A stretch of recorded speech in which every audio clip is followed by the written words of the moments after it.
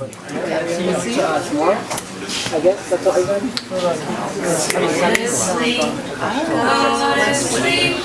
Go to sleepy little baby. When you wake, get some cake and ride them pretty little horses. Black and a bay, a sorrel and a gray. Oh, equal little horses. Black and a bay, a sorrel and a gray. Oh, equal little horses. Little old horse, little old cow, ambling around on the old hay mow. Little old horse, he took a chew. Darned if I don't, said the old cow too. Go to sleep, go to sleep, go to sleepy little baby. When you wake, get some cake and ride them pretty little horses. Black and a bay, a sorrel and a gray. All equal little horses. Black and a bay, a sorrel and a gray. All equal little horses. Shh.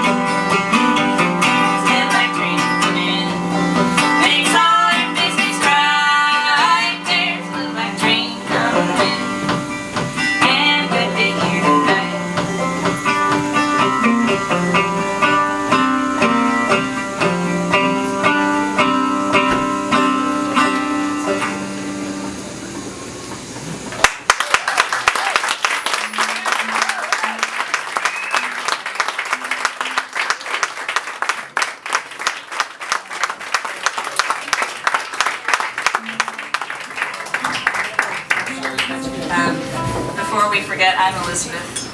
And I'm Anna. And we're going to tell you a true story now. Every time we pass through Kentucky, we try to stop and visit this woman, Letha Sexton. She's 85 and she lives in a white house on a hill. And when we visit her, we sit in her kitchen and sit at her kitchen table. She scurries around like it's really. We don't live in New York, so this is like so New York for us.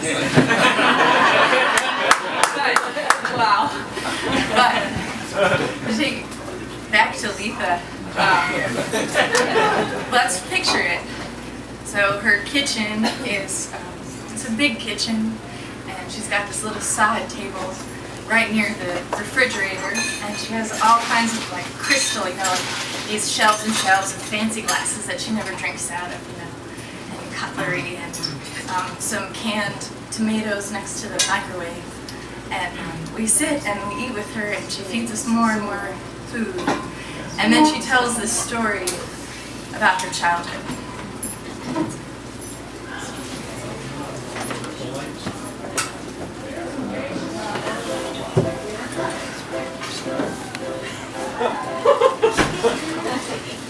Letha says, when I was a little girl, I lived on the banks of the Red River, and to grow up back then was very different from the way children grow up now.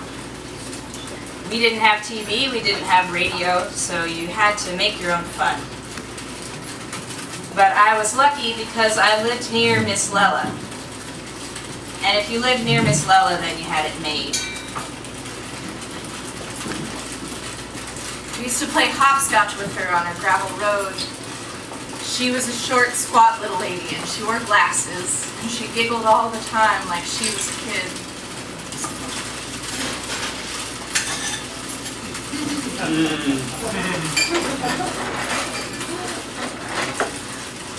Miss Lella grew a beautiful garden. I remember that she loved flowers. She would take us out into the woods behind her house, and she taught us to hunt for squirrel. Miss Lella was a great shot, and she would skin the hides off those things faster than any man could.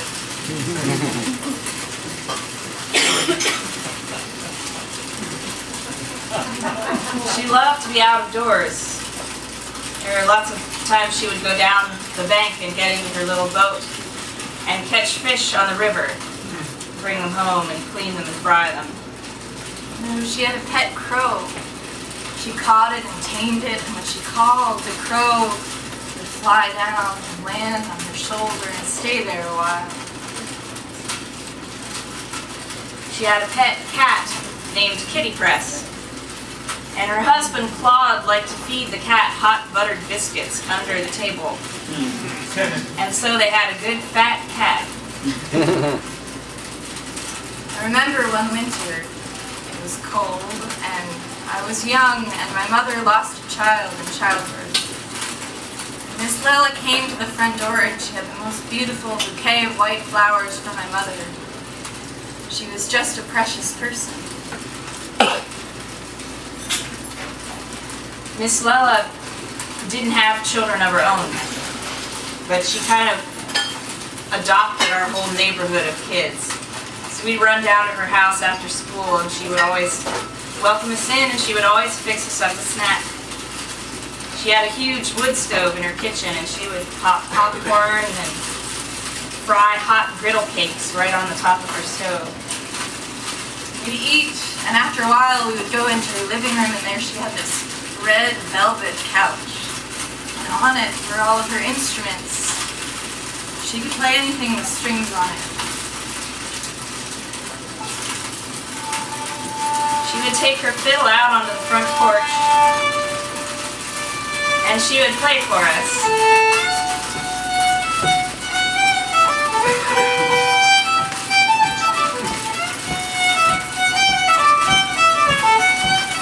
And when Miss Lella played, us kids would get up, and we would dance and dance.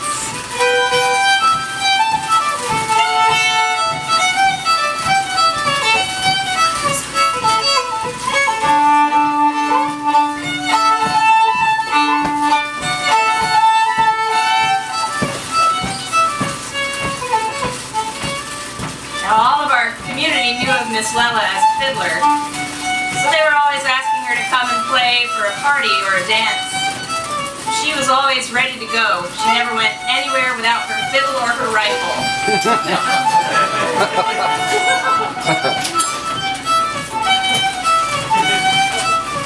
She would head down the road. She would meet up with her friends. They would sit down to play. And they have wonderful memories of her. They would say, "Oh, Miss Lella, she played the prettiest music in the world." If we started playing at supper time, we might not stop until 12 o'clock or 1 in the morning, and Miss Lella would hang right in there. She wouldn't quit playing until she about fell over. She was a real old-time fiddler.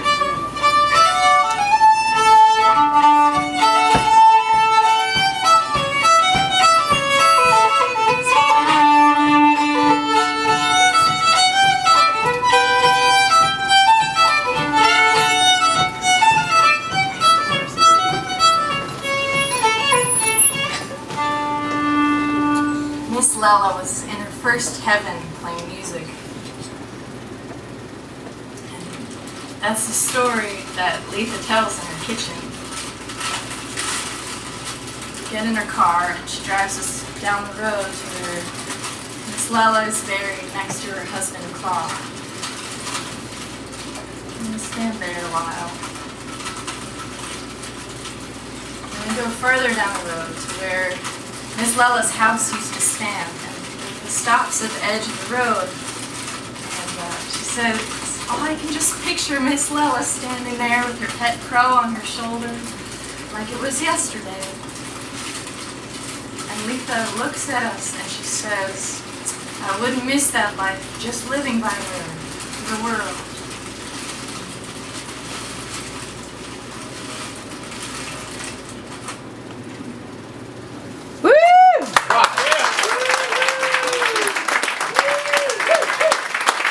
Even more bittersweet, Letha passed away a week ago Friday, today. Oh no. Yeah, she was 86, and we haven't quite figured out how to do the cranky without she's gone, her being alive. But yeah, when we first, we brought this to her house a bunch of times, because it's hard to explain what a cranky is on the phone. Oh, you know that story you tell? We did silhouettes of it, but anyway, we brought it to her and showed her. And she called her brother immediately. She's like, Rodney, they made a TV of Miss Lella."